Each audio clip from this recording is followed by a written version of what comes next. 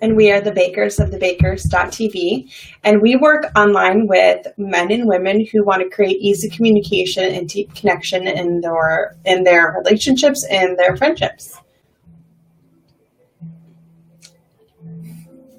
So we are coming to you tonight, sharing story day number 10 of 16, preparing for our trip to San Antonio, which is less than a week away. Yep. We get to meet some awesome rich friends, and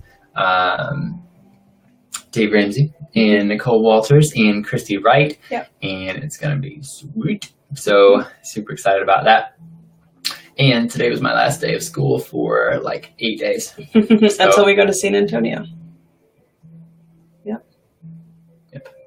So after that trip. So it's going to be awesome. So life is good and God is good. So we are just sharing some of the things that are awesome. So tonight will be a little more me talking. I know I'm usually the quiet one that Erica's like elbowing, like, it's your turn to talk now. He talks all the time in real life. I just don't know what it is about. I don't really. Yeah, you do. What do you mean? Yeah.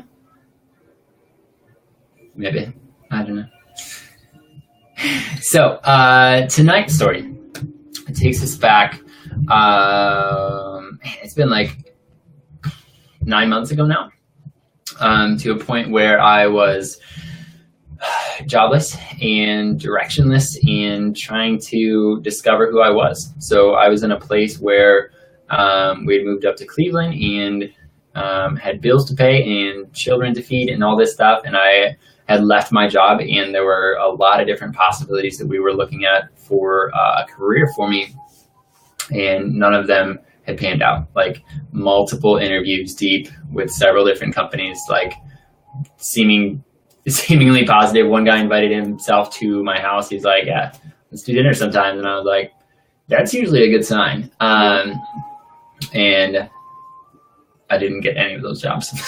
So I had no way of paying the bills, no way of helping out. We lived on credit card for a while, which is fantastic. If you ever get an opportunity to do that, don't. Yeah.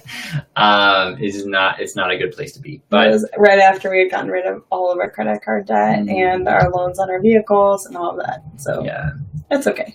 But I didn't have a job, so we didn't have a ton of choice.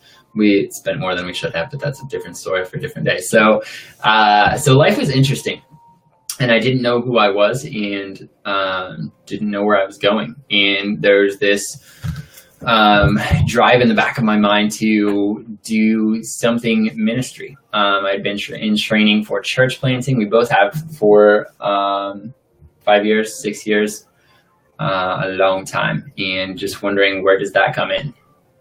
And we didn't feel like we were ready yet. And even if we were, the church plant, the way that we are looking to do it, doesn't really pay the bills. So it was a rough point, and I was just looking for a lot of direction of what does God have in store, and how do I connect with him on the journey of life. So we were chilling out at church one day and just spending some time in worship. And the sermon, I don't really remember what it was about that week, because what happened had nothing to do with it. So I was worshiping, and all of a sudden I just closed my eyes in worship, and I could see a vision. And I don't really see things like this ever in my entire life. So I was like, well, this is new. So I get this vision, and everything is perfect. So I'm in a place where life is not perfect.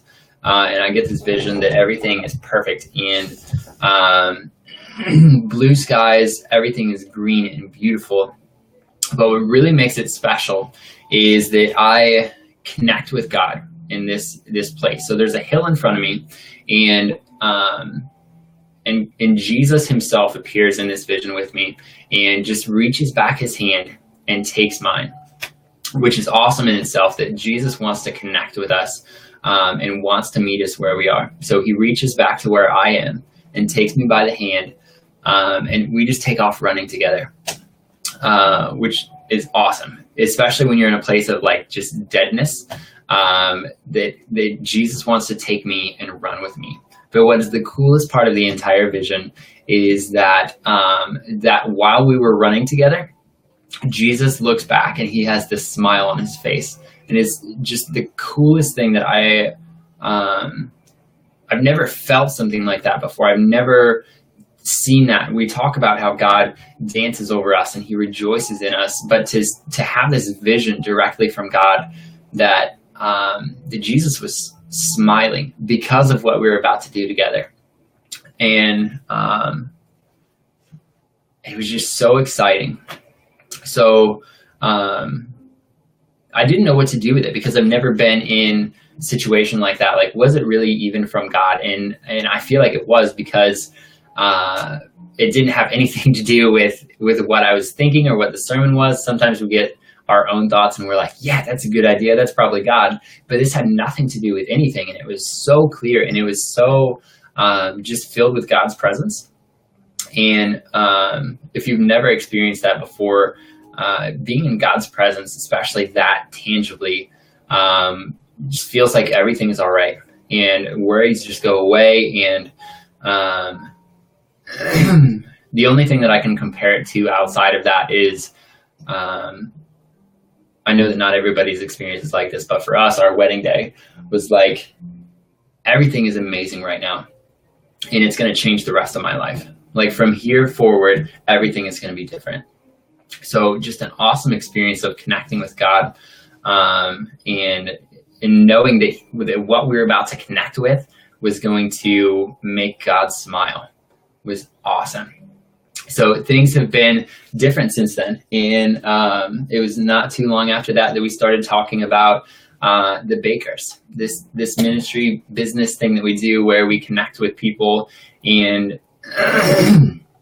just walk with them in their relationships and help them to discover who they are and who the people are that they're in relationship with.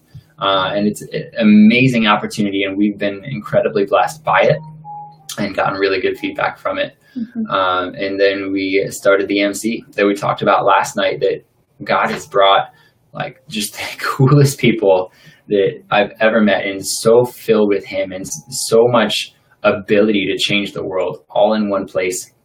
And we get to be a part of that.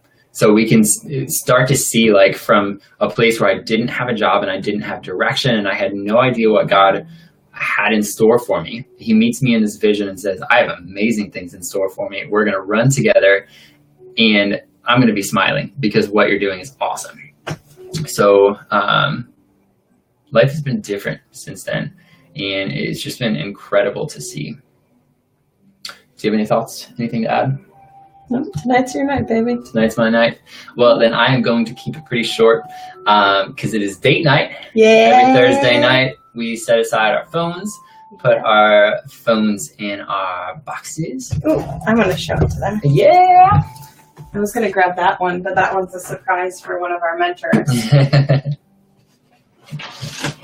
I'm sorry, babe. You're going to have to go and get those cords back again. It's okay.